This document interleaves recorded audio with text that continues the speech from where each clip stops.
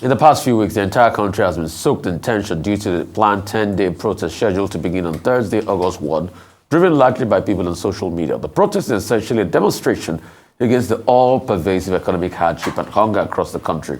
Despite the plea of security forces for protest not to go ahead, organizers of the protest with the hashtag #EndBadGovernance in Nigeria are determined to go ahead. However, some critics are wondering why the Nigerian security operatives and those who protested in 2012 under the hashtag Occupy Nigeria are discouraging the kickoff of hashtag #EndBadProtest. So joining us now as we look at security concerns and impending protests is Major General Henry Ayoola, former Commander Special Task Force Operation Safe Haven in Jos Plateau State. I mean, good to have you, sir, and I'd like to get your impact and your expertise on this. When the protests happened in 2012 and other times in this country, in fact, we had the military being there side by side and being with the people in the protest. The so-called protests now of the NSAS that they are now demonizing, up till the time the military struck, we saw military officers around the toll gates with the people and no hula baloo of some sort happened. But today, they are now demonizing protests. How do we build a society where government can encourage protests and take the feedback, rather than all this demonizing and carrying all sorts of spiritual materials on the streets and all sorts of heroic material to be able to, tell people not to protest as regards their fundamental human rights?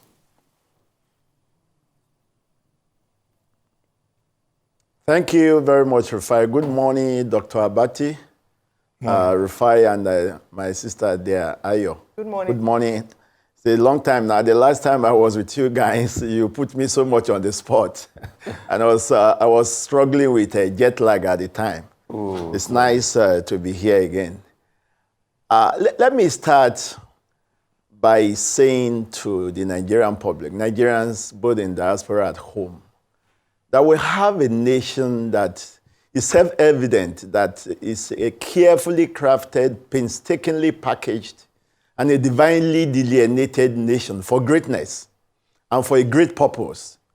And so we need to be careful how we approach issues like this.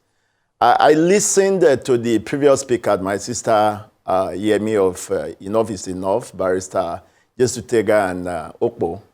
And to a large extent, I align with so many things that they said. Of course, the right to protest, no, I don't think anybody is contesting that.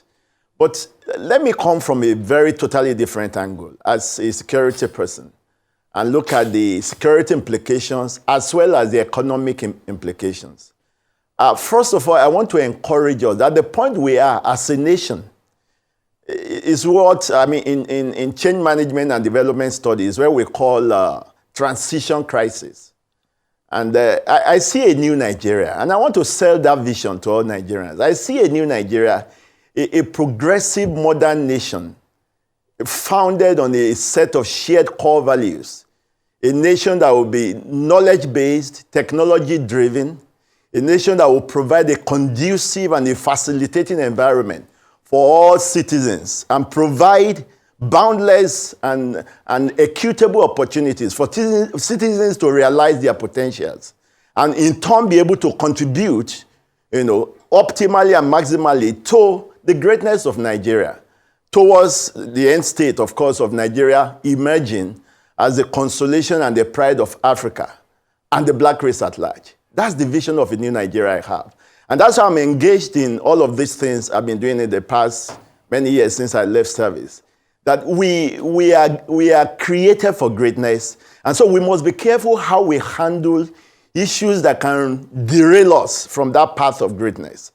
So that's the premise from which I'm coming. And I want to, let's take it from the fact that there's a consensus from all the security services and agencies as to the fact that there are credible and reliable intelligence as to some criminal elements, subversive elements, and even we are told of mercenary, foreign mercenaries.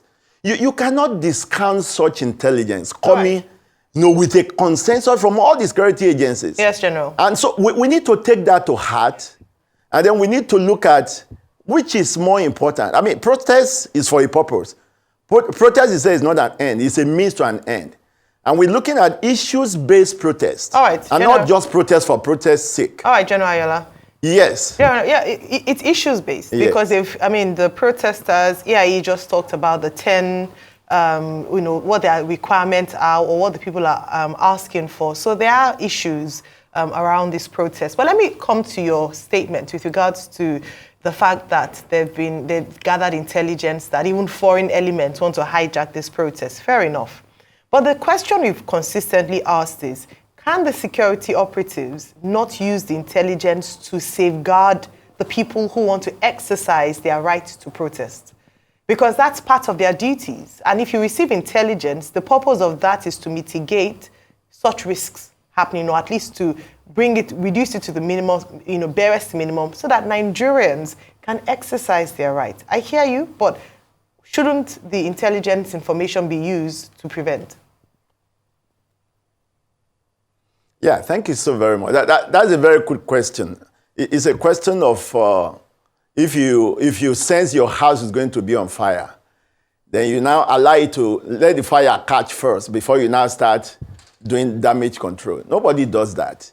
Now, the truth is, if you look at, I've followed some of the issues raised and the demands of the proposed protesters, and from when you look at the current state of the security situation of the nation and the economic situation of the nation, then you ask yourself, these issues that are raised, these demands that are placed before the government, are they being addressed or not? Is the government denying them? Has the government signified the fact that they have received these demands in good faith? If they have, the question I asked, sir, is around intelligence. Yes. You've already spoken about interventions. I want to talk about intelligence, especially from your experience as a security expert. Yes. So shouldn't the intelligence be used to prevent incidents like that? Is that not what intelligence is for, or just so that you prevent something from taking place like the protest?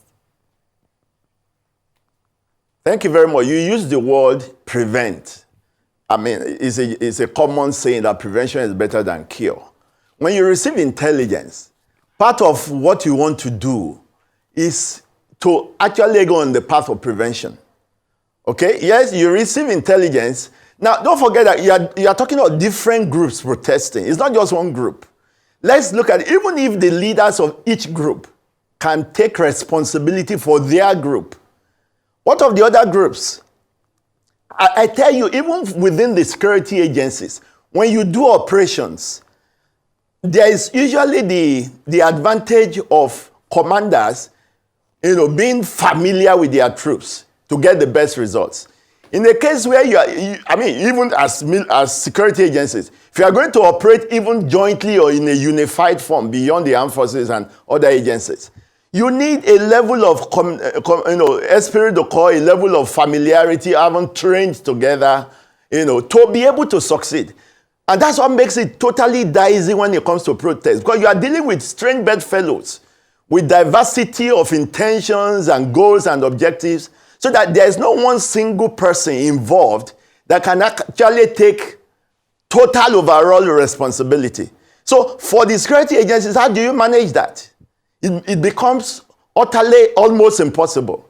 So even if you have intelligence, the intelligence does not mean that you are ubiquitous as to be able to handle all the vagaries that are being presented. General? It's not as if you are pinned down these possibilities to locations. General. So it's like giving the security agencies an impossible task. General. Yes, sir. Okay, quickly, because we have just a few minutes. Yes, doctor. We have a few minutes left. Now, you said it is confirmed, it is certain that this protest is likely to be hijacked by mercenaries, by foreign elements, by hoodlums, by persons who don't mean well. Well, the spokesperson of the Defense Headquarters said as much. And he said that, look, the military will not stand by and allow people to violate the integrity of Nigeria. But one question is this. If there is intelligence already that hoodlums and mercenaries are going to take over, why have the security agencies not gone after those mercenaries to ensure that it is not hijacked because that question was raised by Okoyemi here too, when she was saying, if you know them, then why don't you arrest them? Number two, the military, even the IGP, has been quoted as saying, if things get out of hand, the police will invite the military to come in. Section 217, sub 2 of the 1999 Constitution, yes, says the military can be called in aid of military civilian authority. But the last time they did it, in 2022, even the military, nobody owned up to inviting the military. The allegation by the NSAS movement was that the police opened fire on people using live bullets. Do you think it would be wise, no matter how it plays out, to bring in the military? Okay, thank you very much. You presented that as constitutional provisions. You know, it's an eventuality clause that if it gets out of hand and the police, which is the usual enforcement agency, cannot handle it.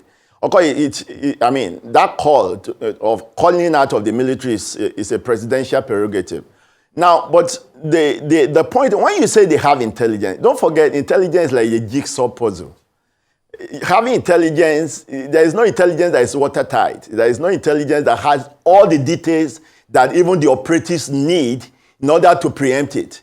You have, bits and pieces here and there. There are usually, other pieces you are looking for before you can pin down things. So that is why it is a situation that is better avoided than allowed to happen only to now start doing damage control. That is on that side. Now, on the side of calling out the military, yeah, usually, before you call out the military, it's taken for granted that it has gotten out of hand, it has become violent, it has become a crisis, and so it's beyond what the normal enforcement efforts can handle. And at that point, you are now dealing with internal security operations. As far when the military comes in, that's what it is. Internal security operations. So all the rules of war, of internal security operation other than war, begin to play out. Okay. And that's why nobody desire that it gets to that kind of state. Okay. And the only way to ensure that is to prevent it. Okay, sir. But with due respect, I don't know if that addresses your question. Can you hear me? With due respect, I know we need to go now, but yes, please, very you. Salient question. Yes. You say intelligence might be scattered or might be jaga and all of that. Let me provide you very absolutely clear intelligence. Yesterday, a video started circulating of some hoodlums in the marketplace with police backing. I will hear. They said Emopo was with them, and they were threatening people that if you come out to protest, we will injure you, will hurt you, and all of that. This intelligence has been shared in a meeting with the IG in feigned ignorance. As a former force person, this is clear, straightforward intelligence.